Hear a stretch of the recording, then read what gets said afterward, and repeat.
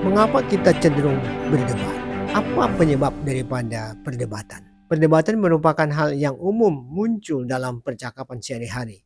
Dalam percakapan dengan anggota keluarga, dengan teman, dengan rekan-rekan teman kerja, atau dengan siapa saja, atau termasuk dengan mitra bisnis. Nah, di dalam forum diskusi tentang politik, ini sering banget kita lihat di TV. Apa penyebab perdebatan? Kenapa ini muncul? Kenapa ini sering terjadi di dalam diskusi maupun percakapan? Ada 3 faktor yang menyebabkan munculnya perdebatan. Pertama adalah tipe personalitas. Ada orang yang punya kecenderungan untuk introvert, ada orang yang cenderung ekstrovert, ada orang yang cenderung melihat hal-hal yang nyata, ada orang yang cenderung melihat hal-hal yang abstrak, ada orang yang suka berpikir, ada orang yang cenderung untuk menahan perasaan. Tipe personalitas ini akan mempengaruhi bagaimana ia meresponi ucapan-ucapan orang lain ataupun kalimat-kalimat orang lain ataupun informasi yang diajukan.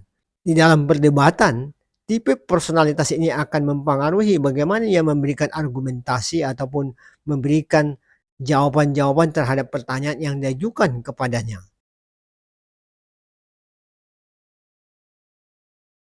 Yang kedua adalah problem of evil. Ini soal kejahatan. Ini dimunculkan oleh Plato 2400 tahun yang lalu. Menurut Plato, masalah kejahatan ada di dalam diri manusia. Bagi Plato, tubuh itu bersifat jahat, sedangkan jiwa bersifat baik. Selama jiwa dan tubuh itu bersatu, menurut Plato akan terjadi konflik di dalam diri. Jadi manusia tidak akan bahagia selama kedua hal ini menyatu di dalam eksistensi diri manusia.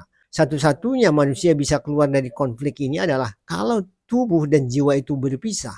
Dengan kata lain, bagi Plato maupun Socrates gurunya, kematian adalah pintu gerbang menuju kebahagiaan. Keinginan untuk mementingkan diri sendiri itu muncul akibat daripada problem of evil yang ada dalam diri manusia. Agustinus mewarisi filsafat Plato. Sekalipun tidak semua diadopsi, tapi banyak hal pikiran-pikiran daripada Plato atau pemikiran daripada Plato diwarisi oleh Agustinus. Mereka berbeda salah satu dalam hal kondisi pikiran. Kalau bagi Plato pikiran masih baik, bagi Agustinus pikiran tidak baik. Pikiran sudah mengalami perubahan.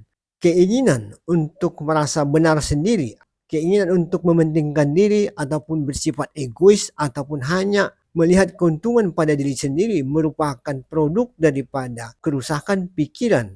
Begitulah pandangan daripada Agustinus. Segala sesuatu yang tidak baik muncul daripada kerusakan yang sudah terjadi baik dalam pikiran maupun dalam eksistensi diri manusia secara menyeluruh termasuk tubuhnya.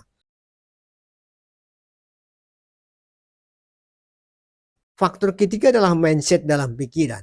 Dan setiap orang memiliki mindset. Ada orang yang sudah hidup beberapa tahun, ada yang belasan tahun, ada yang sudah puluhan tahun. Selama waktu itu, mindset sudah terbangun. Tergantung kepada informasi jenis apa yang paling sering masuk ke dalam pikiran seseorang. Menurut Arsiba, lihat pembentukan mindset seperti pembentukan arus sungai. Kalau arus sungai sudah terbentuk, itu sulit berubah. Demikian juga mindset. Kalau mindset sudah begitu kuat terbentuk di dalam pikiran, itu sulit berubah. Di dalam perdebatan, kalimat-kalimat yang diucapkan ataupun sikap yang diutarakan atau ditunjukkan kepada orang lain merupakan produk daripada mindset yang terbangun di dalam pikiran. Tipe personalitas, problem of evil ataupun soal kejahatan di dalam diri manusia dan mindset yang terbangun atau terbentuk dalam pikiran, ini semua akan mempengaruhi bagaimana orang berdebat ataupun berkomunikasi di dalam sebuah percakapan ataupun dalam sebuah diskusi. Apakah perdebatan bisa diminimalisir? Apakah perdebatan bisa dihindari atau dikurangi? Ini bergantung kepada kematangan atau kedewasaan seseorang di dalam berkomunikasi.